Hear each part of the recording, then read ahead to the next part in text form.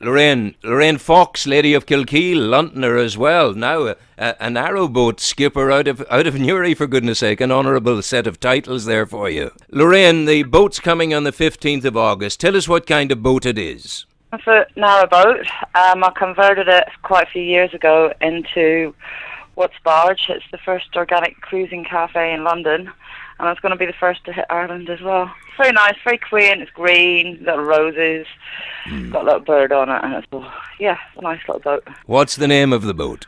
Greenfinch. Hey, none better. Greenfinch. It's called Greenfinch. Yeah, the first owner was a plumber called Finch. And he just painted it green and called it Greenfinch. Yeah, sounds good. Got a little bird of a greenfinch on it. It sounds good to me. Yeah. So, where did the idea come from for taking it to Newry? What's the genesis of the dream? Well, what it was, I put a proposal into Newry about 3 years ago, and I don't think they were quite ready for that. And then I've been speaking to, I think he's a friend of yours, Francis Gallagher, who's doing a lot of campaigning for the rejuvenation of the canals. And me and him have been networking with each other, and he was telling me now would be a good time to have something like this because they're investing into the canal system, and they don't have anything over there. And I'd like my boat to be in Ireland, in the place that I come from, and hopefully navigate through the canals over there. That's what I'd like to do. Yeah. And I'd like to introduce the Irish people of my little business. It's lovely, and I want someone to take it over. Hey, what a lovely idea. That sounds good to me. Yeah. Now, what will people stepping on board, what will they be coming on board to do? What will be the restaurant service you're providing? What it is, freshly cut sandwiches, teas, coffees. I've got a new coffee machine there. And actually, it's a takeaway service. So what I normally do over here in London is I put little chairs and tables out, and they take away. But sometimes in the winter, when I have my fire on and it's really cold and it's pouring with rain, I let them come in and sit by the fire. The only problem with that is they don't want to go. But it's good. It's a social thing. Like, people talk to one another when they're at my little cafe, whereas if they were in a restaurant in a town, they wouldn't normally speak to one another. But it's all about the social, people talking to one another. People spend far too much time on their phones and computers. Yeah. And a lot of places do Wi-Fi, which is helpful. It's helpful for boaters because we don't have much power. It's all 12 volt, and we don't want to use generators, that kind of thing. But you bring back happy memories to me from the time I lived on my boat in Carlingford Marina. It was the smallest boat on the island to have a turf burning stove on it. What was it? It was a folk boat, a 27 feet long folk boat, a sailing boat. And I lived on it for about 5 years. So when you talk about oil lamps and when you talk about your little stove, I understand exactly what you're saying. It's very homely. It's very cozy. A lot of people think boats are cold, but it's just like, well, if you're in cold, so it's the same in a boat. If you don't keep it warm, it's cold. So you're from Kilkeel. So what, obviously a port town. Is that where your interest in boats began? I think it's in the blood, yeah. I come from a big family as well. I come from a family of 14. I took my mother's name because her name's Diana. Her name was Fox, and I was Duffy, so I come from quite a big family, and I think that helps as well when you want to get something done. And Kilkeel, the harbour, many memories. I remember jumping off the pier when I was a kid, and I look at it now and I think, my God, how on earth did I do that when I was a child? The rocks underneath, I wouldn't do it now. Yeah, but I want to have a look at some other boats over there, check out the system, and I do eventually want to come back to Ireland. Yeah. So if there's any farmers out there looking for a good-looking woman, Well, we once had a politician on the programme, and he made a similar appeal. He was married within a year. I don't want to get married. But be careful of that. Be careful what you wish for or ask for on this programme. I know, it's true, isn't it? I normally get what I want, but So tell me about your time in London. How long ago is it since you went to London? What did you go to London to do? I came over to London for 2 weeks on the back of a lorry in 1985. 4 children, 2 are adults and 2 are 11 and 9. I just had brothers. I had a brother, a family over here. Did nursing, did teaching, did art. I love London. I quite like it. It's just so diverse, and there's lots of a good mix of cultures. I kind of like it. But where I live as well is on Regent's Canal in North London. That sounds gorgeous. It's quite a nice place. It is. I think it makes a difference where you live when you're in London. I mean, I don't But think I'd like it so much if I was with this kind of in a high-rise flat. yeah, but with this kind of Sorry?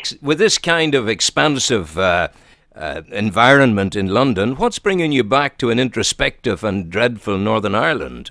I'm setting the business up. I'm coming back to London. I'm bringing the boat over to set it up over there, and hopefully someone can take it on. This is the idea. I want to get my foot in the door there, set it up, and I've got other plans as well. I want to do something else with a bigger boat as well. Wow. Introduce the Irish people to.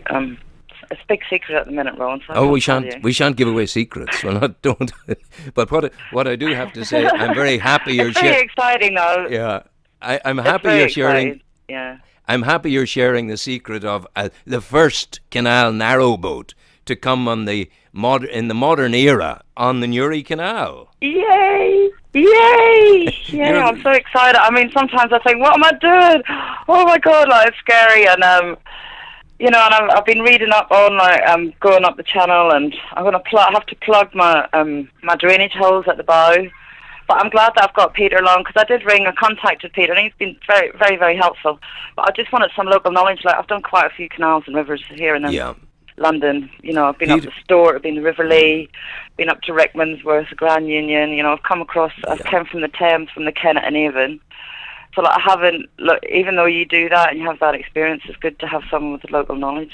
Absolutely. You'll also be happy. You'll also be happy to know we have an excellent buoyed channel, a modern buoyed channel, all the way up to the lock. The only thing I suppose one needs to be careful of is that if the tide is still making, if you get her broadside at all to that making tide, then she can be carried a little bit. So if you stick resolutely to the channel, and Peter will advise you, and be positive in coming in, then you'll be fine. There isn't an issue there at all. Yeah. I mean, it has been scary when there's been floods on the Stort. Yeah. And the water, it was like the rapids, and the water's pushing you this way and that way. But, yeah, it's good to be scared. It is. It gets you going a bit, gets you on your toes. It's at least do something. So listen, the sort of stuff, a typical menu on board the boat, the Greenfinch, where she is at the moment. I'm actually on her at the minute. We're on Regent's Canal at the Angel in Islington, which is also where I live.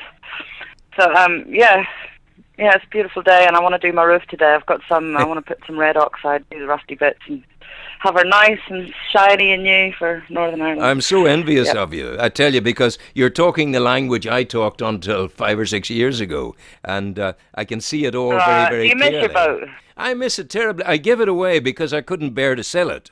And in the giving it away, I thought that would be it. It would go to a good home. Well, it didn't quite go to a good home, but it eventually found its way into seagoing hands again. And the person I gave it to was a good carpenter fellow who could do the work. And you know, when you love a boat, you need someone like that, don't you? Primarily, that's what you're looking for in order to achieve that. So, are you open for business today on the canal in England, or has that stopped now?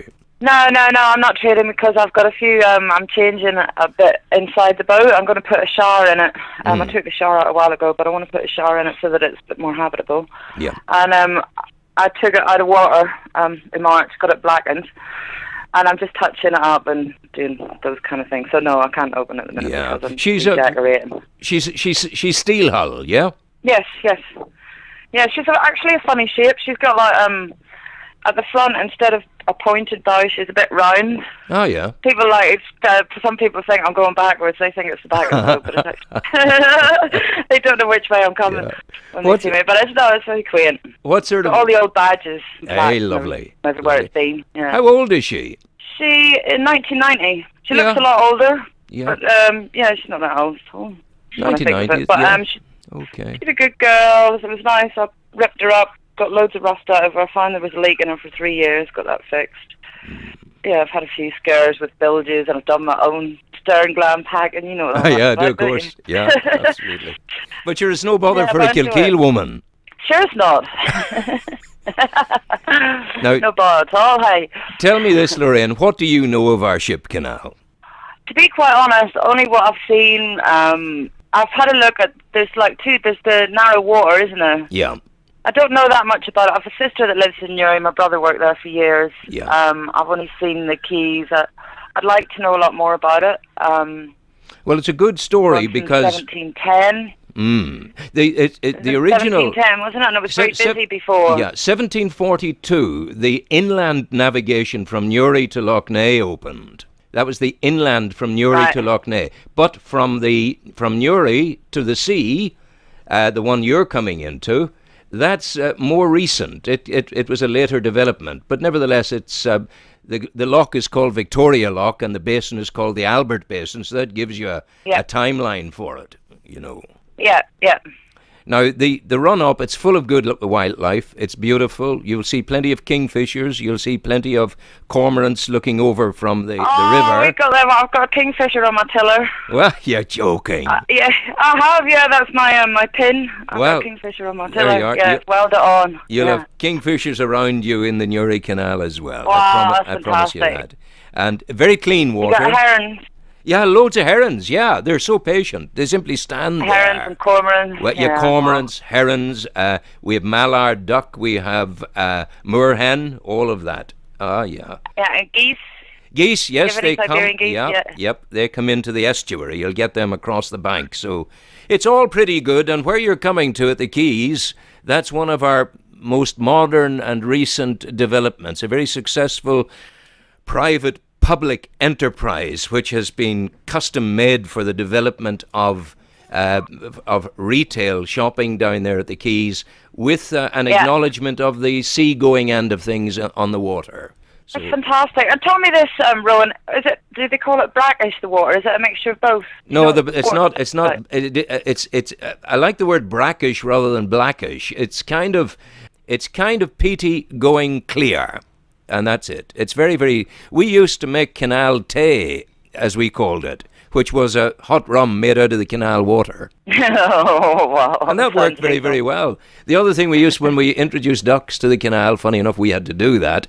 But when the duck laid an egg, you could see it 6 feet down in the mud. And we had a pole with a bean can on the end of it. And you reached down, got it out. If there was a mud mark on the egg, you knew you couldn't use it. But if it was clean, you knew it was a fresh egg, and we used away at it. That was 10 years ago. So it's a good place you're coming to. I'm living off the land there. Yeah. Really looking forward to welcoming you here on the 15th, and I shall be talking to Peter in the meantime. And anything we can do here to encourage the project on the programme, we'll be delighted to do that. Oh, fantastic. It's been lovely talking to you, Ron. Thank you so much. I'm glad there's the support. It's really positive. Oh, it's big support. You know, it makes me feel a whole lot better about coming over. No, it makes me feel a whole believe lot me, better. you have lots of friends around you. Thank you. Go well. I'm really looking forward to it. I'm looking forward to meeting you all as well. Looking forward to seeing you. Take care. Thank you, Rowan. Bye-bye.